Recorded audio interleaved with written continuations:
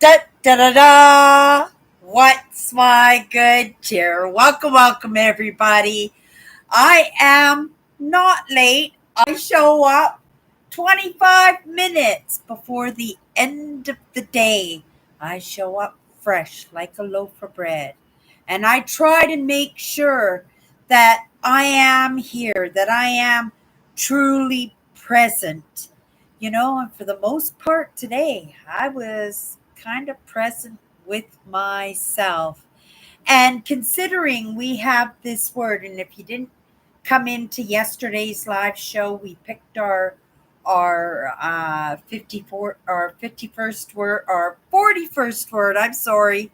We're picking 54 powerful words, and our 41st word this week was the word spectator. I was just sitting here and I was thinking, I was curious as to why I would have included that word spectator. For the most part of these words that we're picking every week that are actually from a list that I made of more than 60, almost 70 powerful words. That how did this word spectator make it to the list to have the opportunity to possibly be picked for these 54 cards, one of the 54 cards? And I'm thinking, oh, spectator, it saved my butt, right? Literally growing up in my hypervigilance, in looking out for my safety, and always watching what other people were doing, looking how they were creating lives for themselves, or how they were being brought up, or how they treated others, because there, in my mind, there was always that possibility that I might bump into people that I could, right, make friendships with, right? Or at least alliances with. So I was always feeling that stuff out. So I'm thinking, spectator, it is a pretty good word.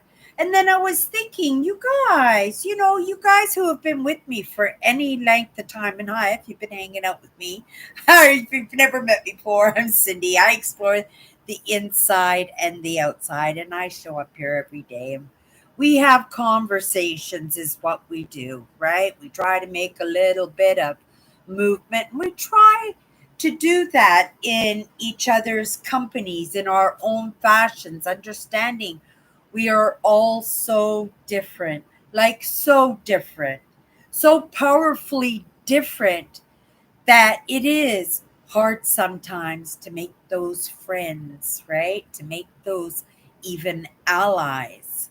And so I've created this group. One of my statements, one of two mission statements that I have is, it takes all kinds to make the world.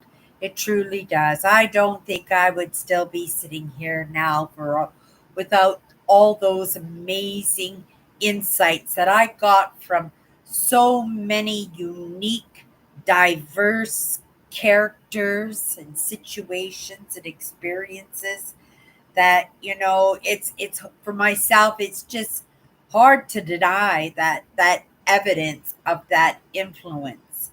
And there's poopy influence too. It's not all good influence, because I'm only human and I've made mistakes along the way. And and in my own codependency, or in my own, it's a hard word for me, you guys, naivety. naive like I can be quite naive in some of these topics, but I don't think, because I don't feel that compelled that I should have to dive deep. I don't even think that, in all truth, that, right, this I should have been drawn into this. I think maybe, in all truth, none of us are to be woken up to any of these ideas. But because of some experiences and things, some parts of us have to step in, and right? Guide us a little bit. And sometimes in that guidance and sometimes in that codependence, right? Because I'm very much codependent on myself, 100%. In my hypervigilance, I am very controlling of my own surroundings and of my own life. And that in my mind, and I would think perceived out there, would be very controlling, and it would be narcissistic traits in that, because people just would not get that firmness of, right, boundaries that I've learned to build up. Now I've built up a lot of boundaries that were not, well, they were necessary at the time, but not always necessary still. And sometimes, it's just learning that, okay, right, we can let that one down, Cindy. We can let that one go, Cindy. Right? Oh my goodness. Let's have a conversation and let's delve into this subject deep. It's just so we can, right, let another one go. And it's not that, right, we just keep moving forward. So whatever I move forward in any of those experiences or conversations or adventures that I have, it's just gonna add on to me, right? But pulling it back to the main branch of the tree, we got this word spectator. And I was going to say, for any of you that have been with me for length of time, you always hear me talk about the spectator and the participant, and how important it is to be a spectator and a participant, but separately, not together, but separately at the same time. In saying that, I also say, but at the same time, we are students, right? And we are teachers. That's four different characters in that. You know what I mean? And that's a lot of mixing. That's a lot of mixing together. And some of us sometimes, right? We don't get an opportunity to do all of that.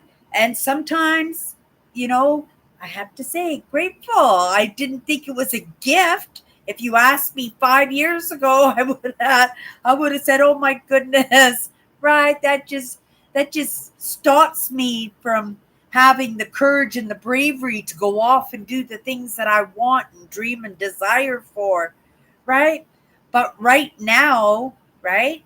Like I said, we don't always we hold on to these things, but we're not meant to hold on to them forever. It served me when I was younger, when I was in need of that wall, right? But that wall, it needs to come down, right? And we build them so strong and so high sometimes, right? That we have to be, right, a participant in that. We're not, right? We're not a teacher. That's why I put student and teacher in their own, right? And spectator and participant. Because lots of times, right, we're participating in things and we're not paying attention to it all at all. And sometimes as spectators, like, right, we can add the student there. The student is only a spectator, right? If they're sitting there and they're not absorbing anything. I used to do it all the time, just stare off into space. I couldn't concentrate on what listening to what the teacher was saying. I was off doing other things, right? I was paying attention to my immediate surroundings and, right, dodging spitballs and whacks upside the head. But that hypervigilance, right? Because I was watching for that stuff. I was pretty quick, right? Ready to move at any second, and at the same time not listening to the teacher, because in my head I'm right thinking, how am I going to react? What am I going to say? What am I going to do? Right? And right? And also at the same time there was that panic, because that attention was not warranted. It wasn't desired in any way. And in fact, it was very frightening because it was unknown. It was unknown even if it was going to happen. And yet I was paying attention to that, right? So I was a spectator, and in being a spectator, right, as a small child, has offered me up skills in this moment because I do feel that I pay attention. I look for the signs, right? I'm delving. I have that curious mind that actually I get a hint of something that I'll dive in. Right, Wikipedia, my best friend. Google, right? Got to give credit to Google. I do a lot of googling. I google stuff every day when I come across terms I don't understand. What was it that I was googling? Oh, hermetic principles, right? I was Googling hermetic principles and I was finding relatability in it. And I was going, oh, what the hell is that? Let's dive a little bit deeper. And you Google it. And then once you start Googling, then I usually end up in Wikipedia and a couple of YouTube videos, right? A couple of conversations. Yeah. Okay. So pulling it back to the spectator, like I said, right? In my hypervigilance as a child, right? Being a spectator, right? It meant a lot of things. It was in that hypervigilance, in my own safety, right? It was in my own safety. It's in my hypervigilance. But at the same time, you know, as a child, it gave me um, some skills that right now that I'm getting use from. And at the time, it was a very right. I was just looking out for myself. I didn't understand. I didn't understand there were terms for these, or this was something that was common with complex trauma, right? Or trauma that we do become very hypervigilant.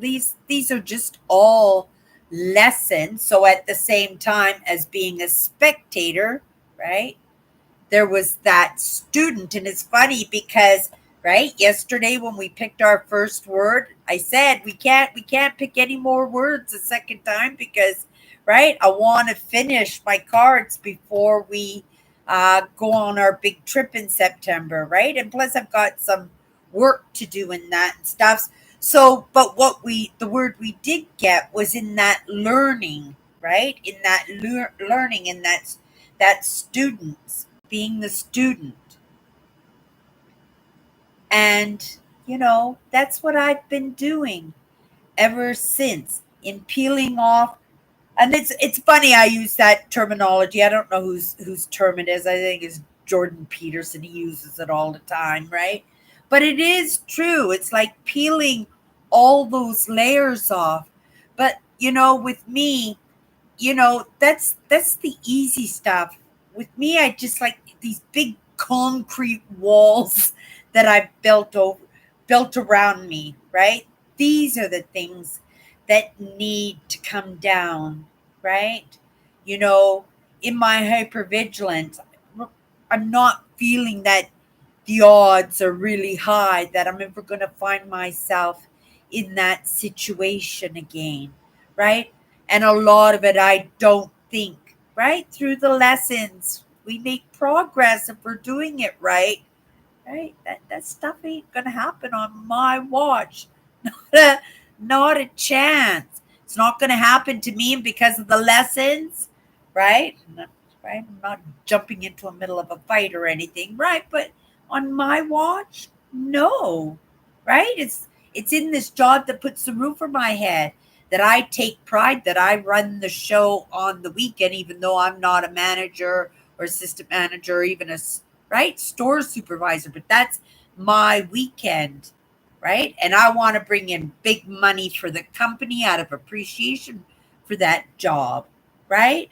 I've got people who are young and the neighborhood, we live in crazy town these days, and there's lots of honorable and the situations, to take that responsibility to watch out for them. And this is the teacher part of that, right? To make sure that everything is run well. I run a good ship, and everybody's happy. The manager's happy, not getting complaints on Monday morning. All the work that they want completed, that's done, right?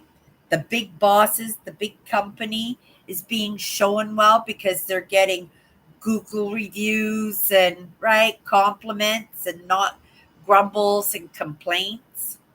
And it does happen, right? It does happen. I'm sure I irk. We all irk, right? And I'm learning in bringing down those walls that it's important to right, remind yourself not to get those hackles up, right? Not to feel hurt, not to feel that you've been let down or rejected, right? But it's just the way it is, and it's part of the learning process in being a spectator, right? But getting back to that word spectator, lots of people wake up to these ideas, right? And in that split section or uh, second, they decide not to be a student. They decide to be a spectator, right? They decide to be a spectator.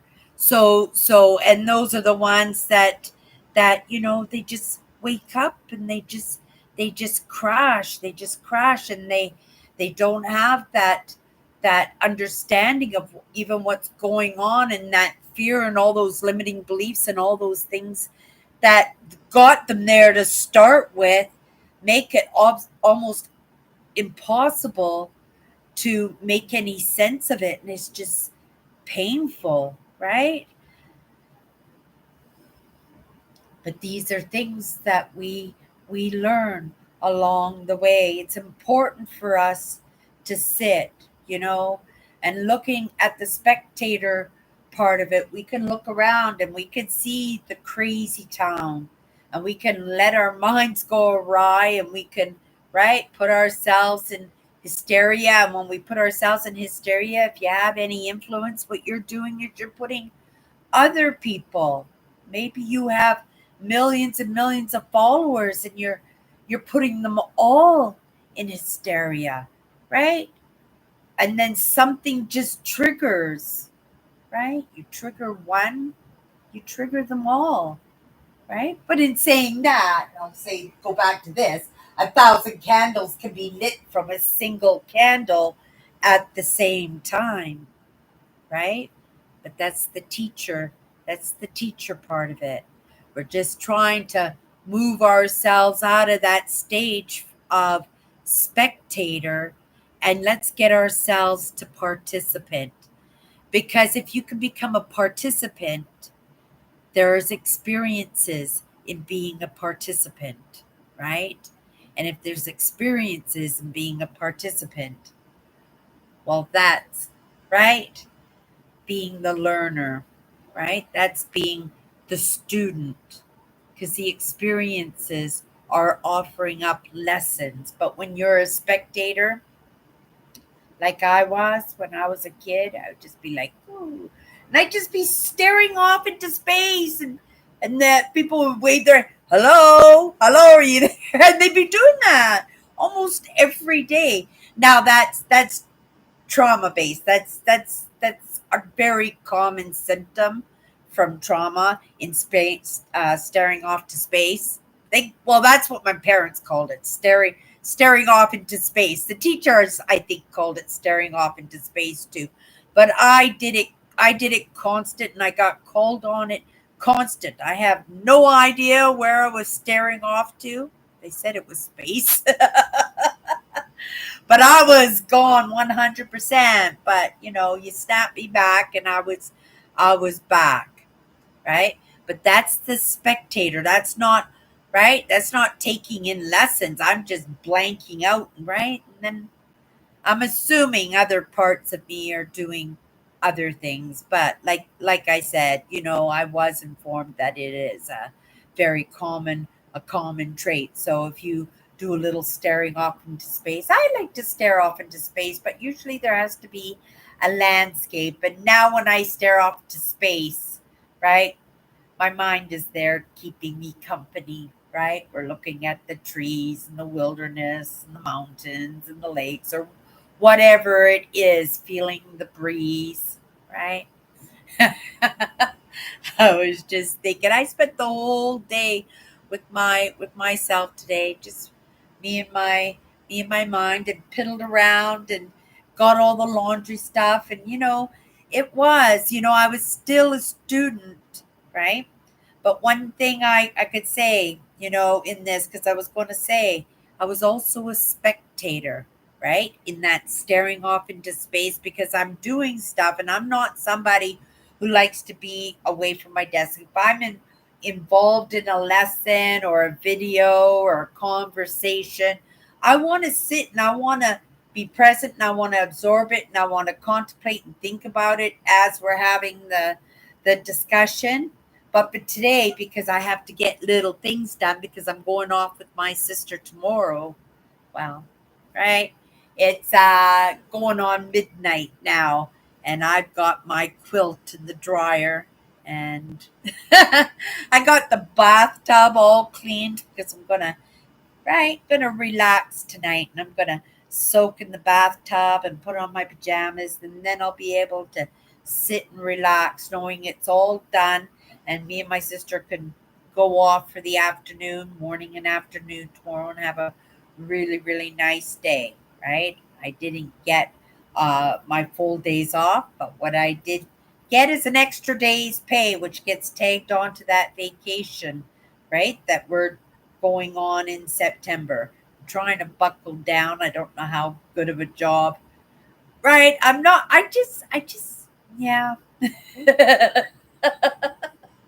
I am a work in I am a work in progress, but I can laugh at that, right? I can laugh at that. And that comes from being a little bit of a spectator too, in paying attention to how I blow my money, right? How I blow my paycheck. And I go, oh, well, paycheck coming up. We're going to work on this and we're going to accomplish this. And then just to find out that, right, we just piddle it all away on silly things. But like I said, I am a work in progress. Okay, so tie it back. I didn't really put it together the way I had it put together in my mind, but sometimes that's just the way it works. And maybe it's in the the new way that it came out that it's actually going to hit home, right? Like I said, sometimes we're a spectator, sometimes we're a participant, right? Sometimes we're just sitting back and we're just paying attention. Sometimes we're paying attention, right? And being a spectator for a lot of us served us very very well. But unless, right, it's part of your job requirement, right? You work in one of those great big forest fire houses up above the trees, and you have to, right, you have to pay attention and watch for the signs of wildfires and stuff. Like, you know sometimes, and especially I feel, it's time for me to break down some of these walls, and I've broken quite a few of them down, right? And how pretty it was. I'm somebody who believes you gotta make a mess to clean a mess, right? And it works for me, right? If it needs to be fixed, fix it, right? If you walk by it and it needs to be picked up, pick it up. Don't put it off. Do it now, right? Do it now. And that's the participant part of it. And you can do that in spectator mode. I Right, that brainless routine, you've just done it, right? So many times it's like driving to work. You go, man, how did I get here? Well, you've done that route so many times right?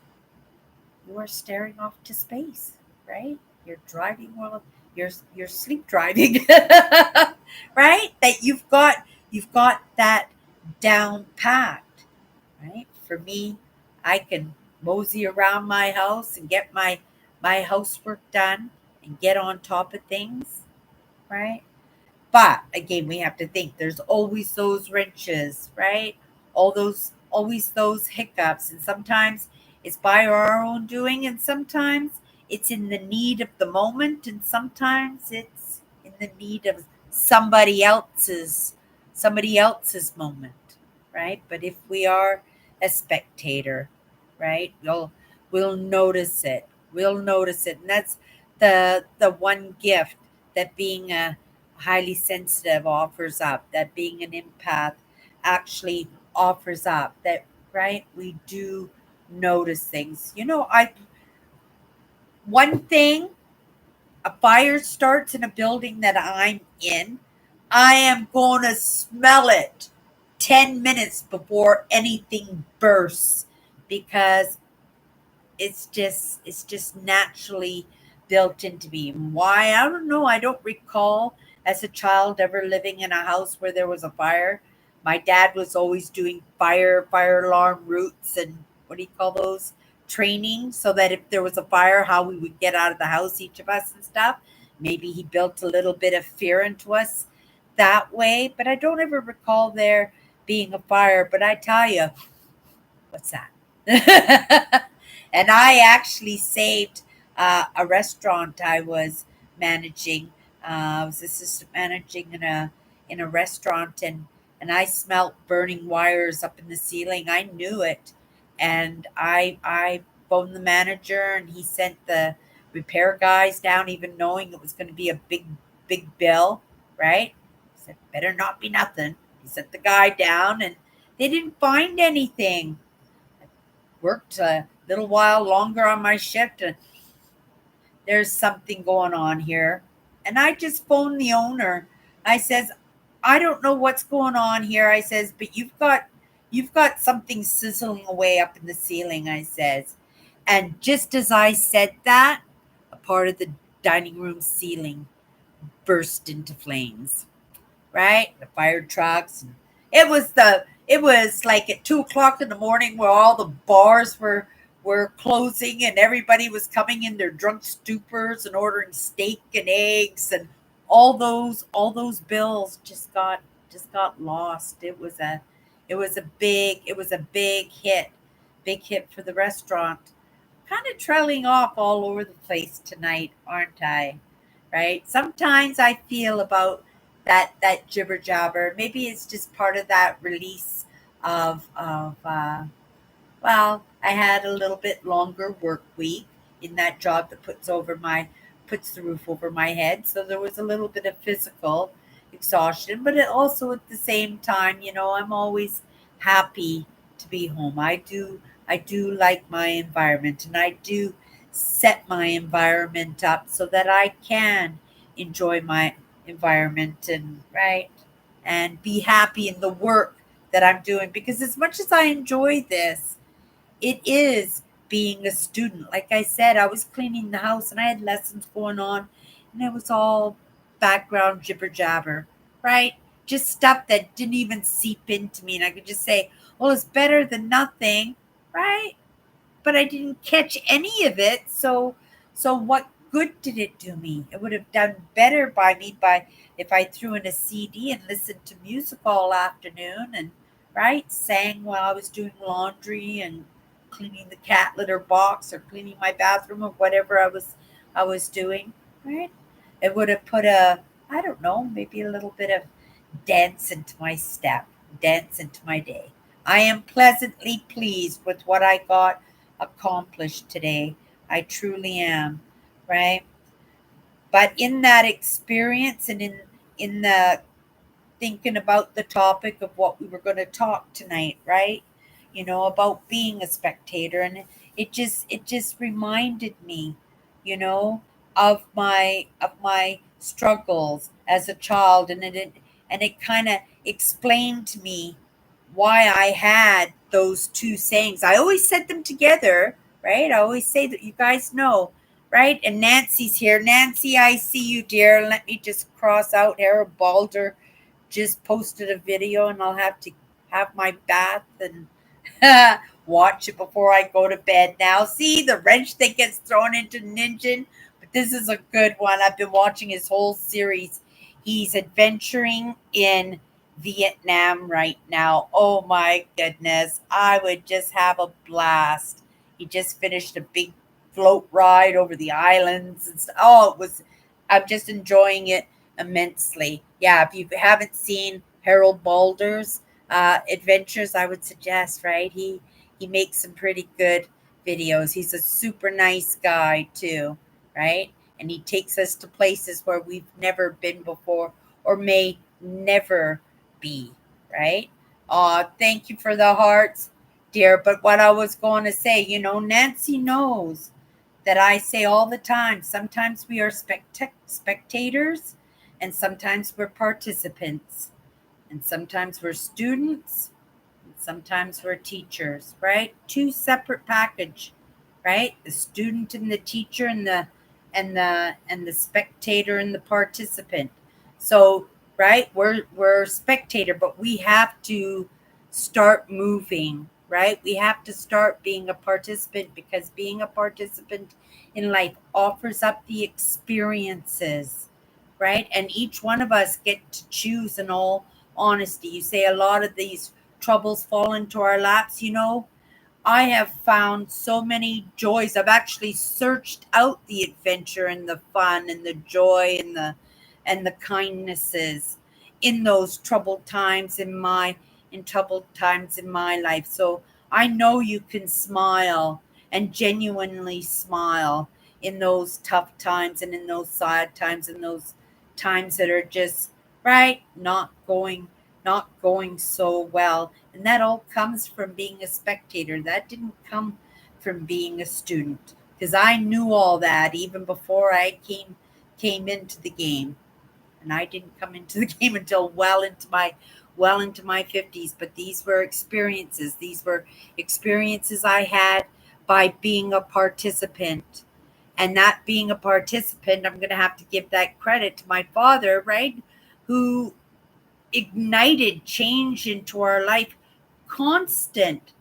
Like I said, I went to 11 different elementary schools. I don't know how many different places I have lived. I've only lived in 3 different provinces, but, right, for the most part of my life, I lived in British Columbia, but all over British Columbia, because my dad was a nomad, and he took his family on that adventure, on that experience. And in that experience, I was a spectator in that because I didn't have any choice. I was going along for that ride.